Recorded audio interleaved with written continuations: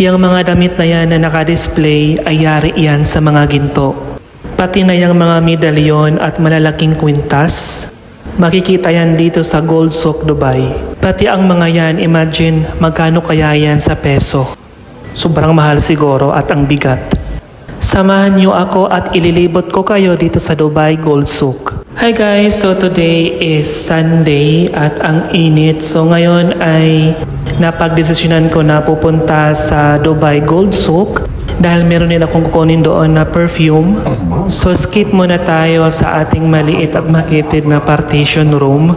So mas maiging lalabas tayo minsan kahit sobrang init ng panahon. Ngayon ay merong 36 degrees Celsius, alas 9 pala na umaga. C09 ang bus na sasakyan natin papuntang Gold Souk. So sumakay lang tayo sa Al Riga Metro bus stop papuntang Gold Souk. Siguro ang biyahe ay nasa 8 to 10 minutes makakarating na tayo sa Dubai Gold Souk. Dahil Sunday ngayon ay hindi masyadong traffic sa daanan. So andito na tayo. So sa bungad, ito yung makikita ninyo. So makikita nyo yan. Merong pangalan na Old Baladia Street. Yan yung pangalan dito. Bago natin marating yung tindahan or mga shop na mga gold ay maglalakad muna tayo ng mga 5 minutes. So ito yung bungad nila at medyo mainit na nga talaga. At andito na tayo sa Gate 1 na kung saan dito ang pinaka mas maraming shop talaga ng gold. At sa bungad pa lang ay makikita nyo na ang pinakamalaking sing-sing sa buong mundo na kung saan meron siyang certificate of Guinness World Record. At dito siya naka-display sa bungad pa lang.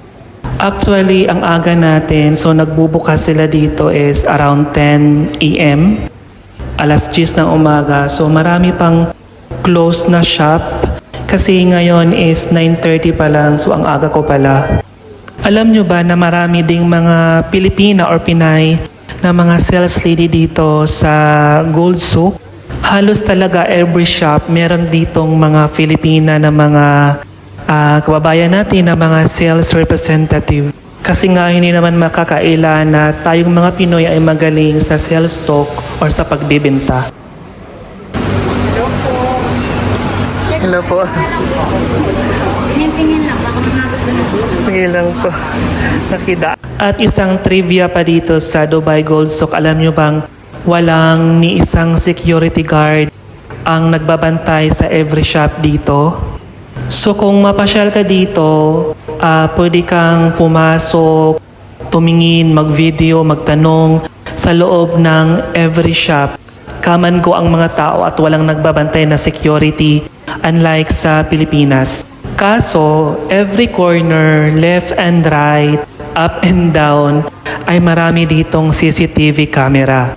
Pagkatapos, sa sentro pala dito sa Dubai Gold Souk, meron ditong police station din. So siguro na ang nagbabantay ay nasa mabilang lang din, kundi lang din sila. So ganun ka safe ang Dubai. Parang alam mo yun, walang taong gagawa ng masama talaga. Guys, marami talagang close na shop pa kasi nga sobrang aga natin ngayon.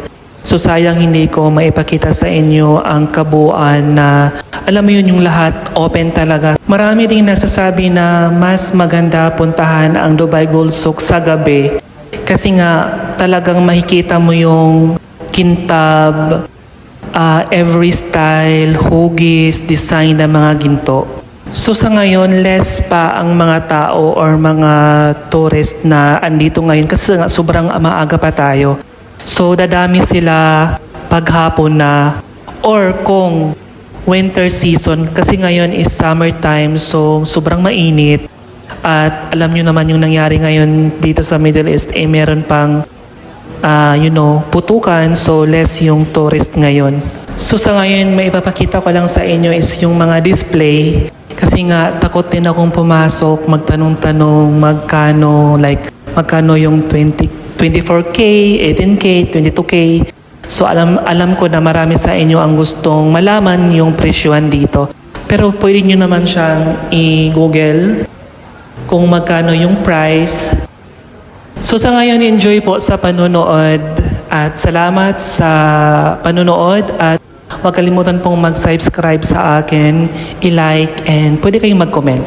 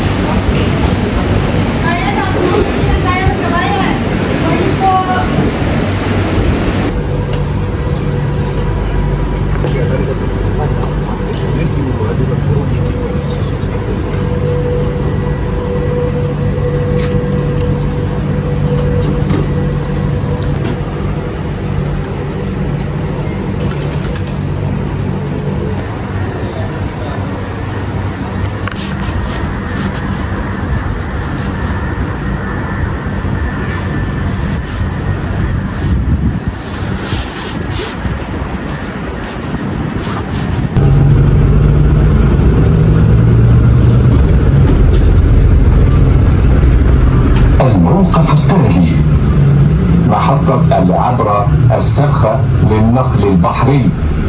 Next stop is Alsaka Marine Bus Stop.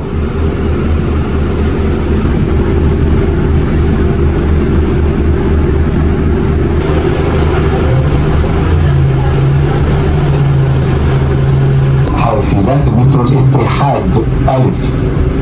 Next stop is Union Metro Bus Stop 1